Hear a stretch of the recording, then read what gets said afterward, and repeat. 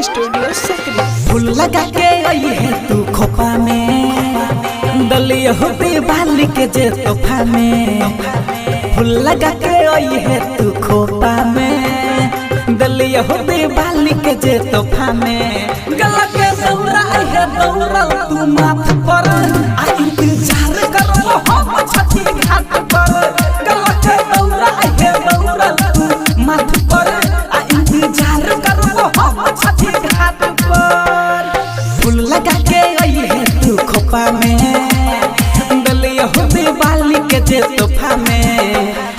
फूल लगा के आई है तू खोपा में, दलिया होते बाली के जे तोहफा में। गला के दौरा आई है दौरा तू माथ पर, आ इंतजार करो हम छठी घाट पर। गला के दौरा आई है दौरा तू माथ पर, आ इंतजार करो हम छठी घाट पर।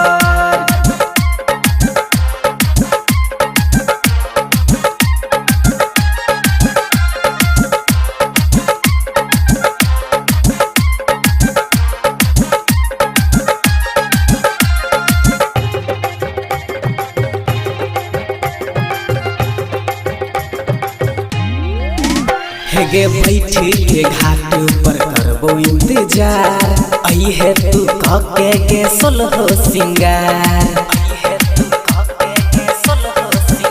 हेगे बैठी के घाट पर करबो इंतजार, आई है तू कके के सोलहो सिंगार। फूल जैसन तोहर मुस्कान गे, देखो लच्छी परेशान गे। हाँ फूल जैसन तोहर मुस्कान गे, देखो लच्छी परेशान गे। गला के दौरा आई है दौरा तू माथ पर, आ इंतजार करो हम छठी घाट पर। गला के दौरा आई है दौरा तू माथ पर, आ इंतजार करो हम छठी घाट पर।